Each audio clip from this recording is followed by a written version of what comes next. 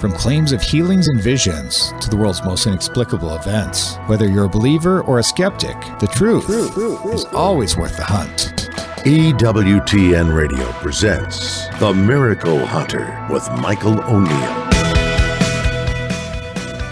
Welcome to the Miracle Hunter radio show on EWTN Radio. This is Michael O'Neill. I'm the Miracle Hunter. This is a good show ahead for you today. We're talking.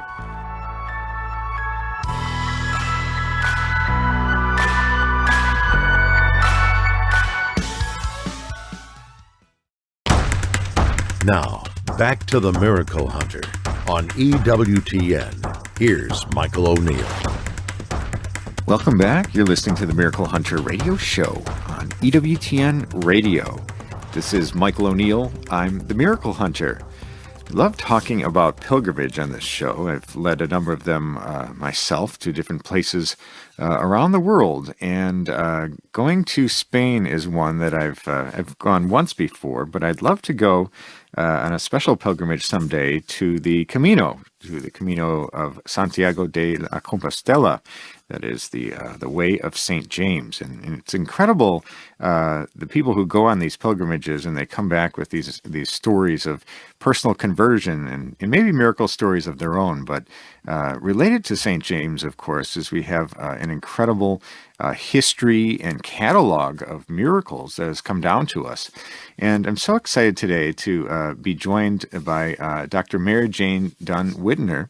And we've talked to her before a few times on this radio show about the miracles of St. James and where we can know about these things and what's being done with them. And there's a just recently published last year, I believe, Italica Press published an English translation of the Sermons and Liturgy of St. James. And Dr. Mary Jane Dunn Whitner was one of the editors on that project. So we're so excited to welcome her back to the show. Welcome back, Dr. Mary Jane. Thank you very much. I appreciate it. Always fun to talk about St. James and his miracles. Yeah, it's absolutely amazing, and I love the work that you've done on this and digging into some of these old miracle stories and the old miracle tales related to St. James. Let's just give a little bit of an overview before we begin. What are these miracle stories anyway? I know every saint has some miracles associated with them, but St. James has them in big numbers. Why all the miracles related to St. James? Well, we're really lucky because in the mid-12th century, there was a compilation of miracles and other information about St. James that was collected in what's called the Codex Calixtinus. And the Codex is large. It's made up of 5 books. The first book, as you mentioned, is the Sermons and Liturgy. So we have some fascinating history, and we know what they were saying about St. James and what was being said to pilgrims as they arrived at the cathedral. Chapter 2 are the miracles, and these are just a collection of tales that people were telling that had happened to them. The earliest, there's 22 of them total. The earliest happened in 830, and the latest that we have an actual date for was from 1135. And they happened on the Camino. They happened in the cathedral, and then they happened on the Mediterranean and in Italy. So kind of a wide geographic area, which is unlike a lot of saints' miracles where you go to where their relics are and the miracle takes place at their shrine. These, Spain and Italy and parts of France, were really St. James, Santiago's home. The Camino is where he resided for many people. And then there's book 3, which is perhaps the greatest miracle of all, which is telling about how his body, after he was beheaded in 44 AD, how his body was taken by some of his disciples from Jerusalem and moved to Joppa and then across the Mediterranean and buried finally in Santiago de Compostela up in northwest Spain. Book 4 is some miracles that happened for Charlemagne as he was helping supposedly to reconquer the Iberian Peninsula. And then book 5 is, of course, the guidebook to the Camino, and there's a few more miracles that happen there. Those have to do with hospitality, where if persons were not kind to pilgrims. They found their bread turning into stone, for example, or even their house burning down. So there are lots of miracles that are embedded, but also then this book of 22 miracle tales that are of all sorts, saving from pirates, saving from a hostile army, saving from imprisonment, saving from death. There is a resurrection tale, for example, a couple of them. And then saving from illness. So all kinds of stories that are fascinating to me. Amazing. And do these stories have anything in common, or do they occur after people go on the Camino and arrive at the tomb of St. James, or do they? Are they miracles coming to the tomb or leaving the tomb, or while they're in the presence of the tomb? When and where do these miracles happen? Well, that's a really excellent question, and the answer is all of the above. There's a couple of miracles that happen within the cathedral. There's several that happen to pilgrims as they're returning actually from Jerusalem. That's what we think the Mediterranean ones are. And then after they're saved by St. James, they say, oh, not only did we go to Jerusalem, now we're going to go in thanks to Santiago. Some happen in a separate place. And, for example, the prisoners that pray to St. James, and suddenly their bars of their cells are disintegrated or opened, and so then they decide, well, we should go in thanks now. So a lot of the miracles are told by pilgrims who have come to Santiago in thanks for what has already happened to them. Amazing. And when we talk about these miracles, is this codex the only place that we find them, or are they told in other places as well? Do people need to have access to this very specific codex to learn of the miracles of St. James?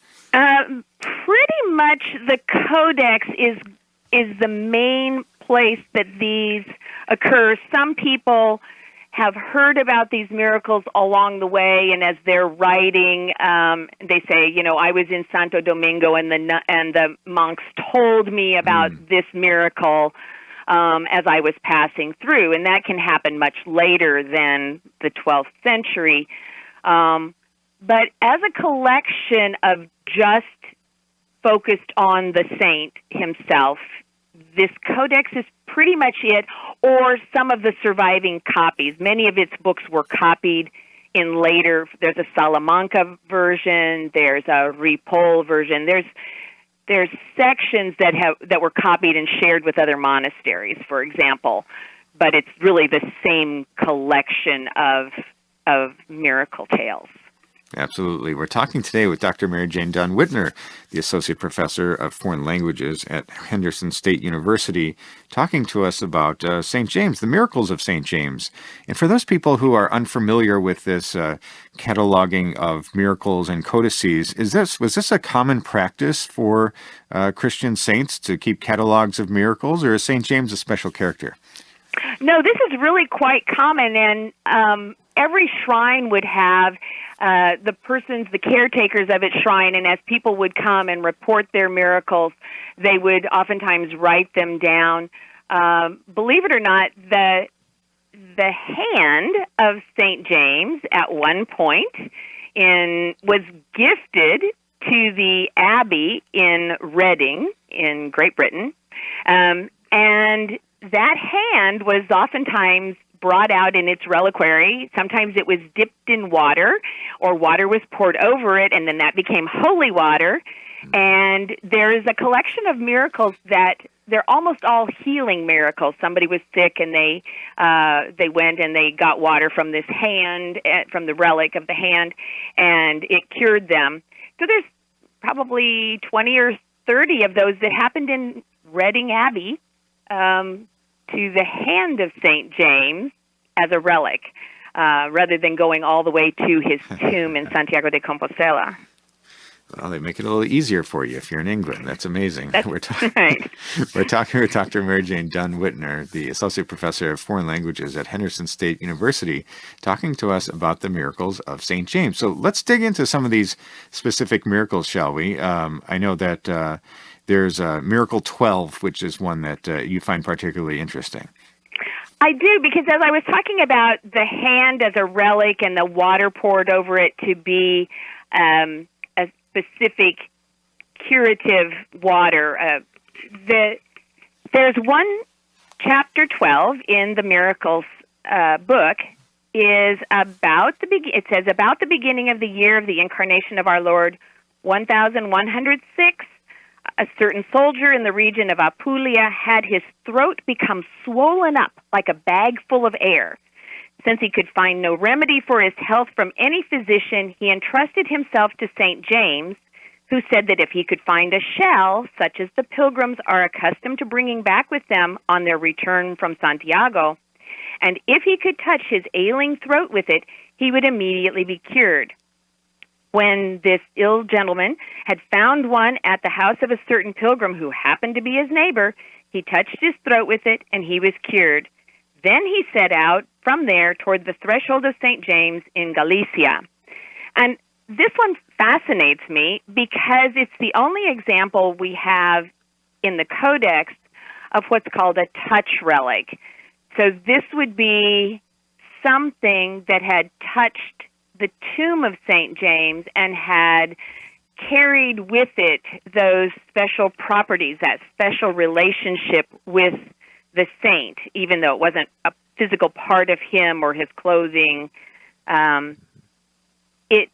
It is interesting, too, because once the man was cured, he immediately set off for Santiago to give thanks. The other reason I really like this story is because we're entering the season where the pilgrimages, the Camino, is really ramping up. There's more and more pilgrims every day. And by the way, this is an extension of the 2021 Holy Year. Because of the 2021, July 25th was on a Sunday, so it was a regular Jacobean Holy Year. But because of COVID, the Pope extended that Holy Year status, and what's called the Puerta del Perdón, the door of pardon, is opened all of this year also. So it's a lot of pilgrims are starting out because they couldn't go last year. But what's interesting now for modern pilgrims is that in the past, in Book 1, where it's the sermons, there's actually a sermon that tells about what you should do to prepare to become a pilgrim. And in the Middle Ages, you would have gone to church, and they would have blessed your staff, and they would bless your purse or your satchel or whatever you were going to carry your meager belongings in. And there's a very specific service, and we have that. It's listed in the Codex in Book 1. But then when pilgrims get to Santiago, they have to have kind of a return passage. And so they picked up scallop shells by the sea. It's only a few miles, really, from Santiago de Compostela. Well, it's a couple days' walk, but for them, after having walked thousands of miles, another 20 wasn't going to hurt them much. And they would bring them back. And so there's this story about how pilgrims coming back from Jerusalem would carry palms, and those returning from St. James would carry small scallop shells.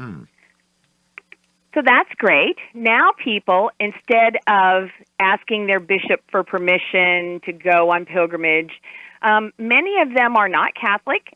They are maybe seeking something, or maybe this is just a bucket list, unfortunately. They don't think that the Camino is going to change them. But what has developed lately is what's called a shell ceremony or a blessing ceremony, where people take on a shell and they wear it as a symbol of their pilgrimage.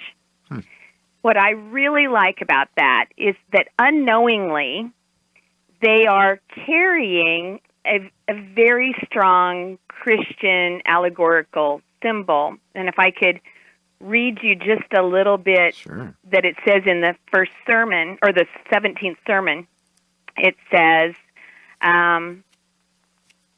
there are fish in the Sea of St. James that people call veras, which we know as vieras or coquilles, as in Coquille Saint-Jacques.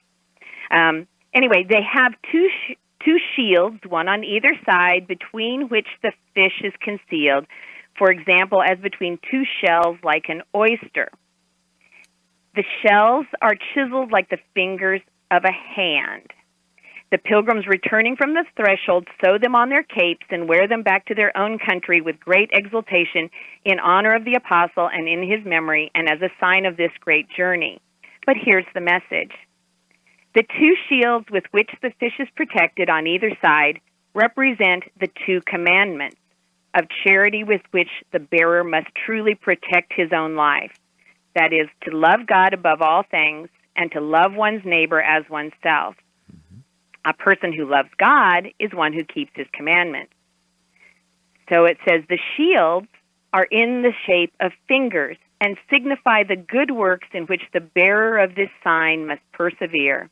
And good works are beautifully signified by fingers, since we work through them when we do something. Therefore, just as this pilgrim bears the shell as long as he is on the journey of this present life, he must also bear the yoke of the Lord, that is, to submit to his commandments. Isn't that lovely? People don't even know what they're wearing or the symbolism of it. But I think many people find that as they walk. They don't know it when they start, but they find it after they've arrived. Anyway, that's why I like the 12, the shell touch relic, because it ties the whole history together and brings it up to the modern day.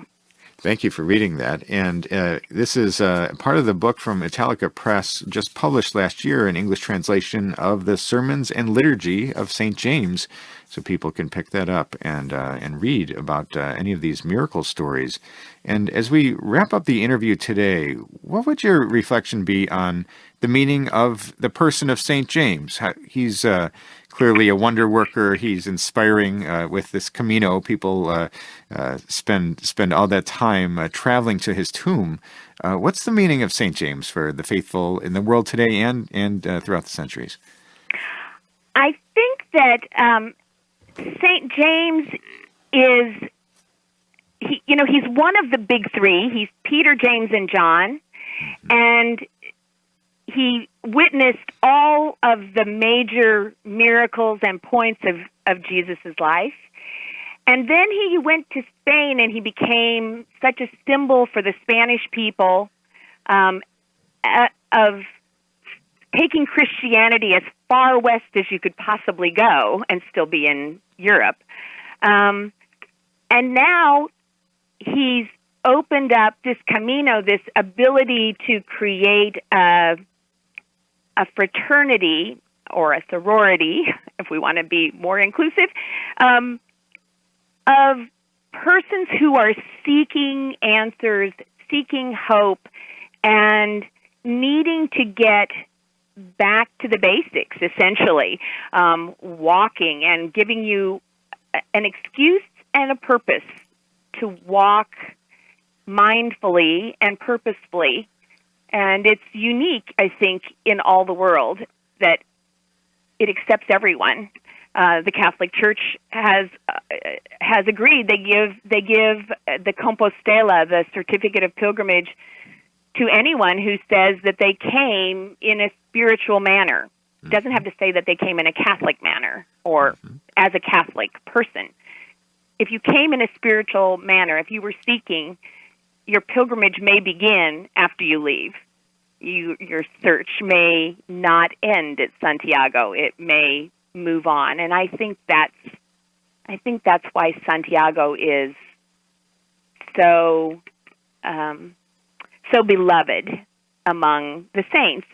We know where Peter is. We know what happened with Paul, but Santiago was just kind of one of us. He got to Spain. He wasn't necessarily super successful in Spain, but he kept trying and continues to work with kind of behind the scenes for everyone after they've made their Camino. Wonderful. Very well put. And we're so grateful to you, Dr. Mary Jane Dunn Whitner, the Associate Professor of Foreign Languages at Henderson State University, for your great work translating for Italica Press this Sermons and Liturgy of St. James that's out last year. People can check that one out. Thank you for your great reflections on the miracles of St. James. I'm delighted to do so. God bless. That was Dr. Mary Jane Dunn Whitner talking to us about the miracles of St. James. Check out that book, that translation, Sermons and Liturgy of St. James through Italica Press. And that's all the time we have for today's program. If you want to catch up on past episodes or listen to this episode again, you can go to ewtn.com/radio, check out the audio archives, or download the free EWTN app. I'd like to thank our guest today, Joanne von Zwier, Viel, the president of the Rosa Mystica Foundation, and Dr. Mary Jane Dunn, professor at Henderson State University, talking to us about the miracles of St. James. Check out my new book, Science and the Miraculous, How the Catholic Church Investigates the Supernatural, just released this week. It's available anywhere Catholic books are sold. And join me on pilgrimage. You can go to pilgrimages.com/miraclehunter to find out about my next trip. And I'd like to thank you for joining me today on Miracle Hunter, where from claims of healings and visions to the world's most inexplicable events, whether you're a believer or a skeptic, the truth is always worth the hunt. Talk to you next week.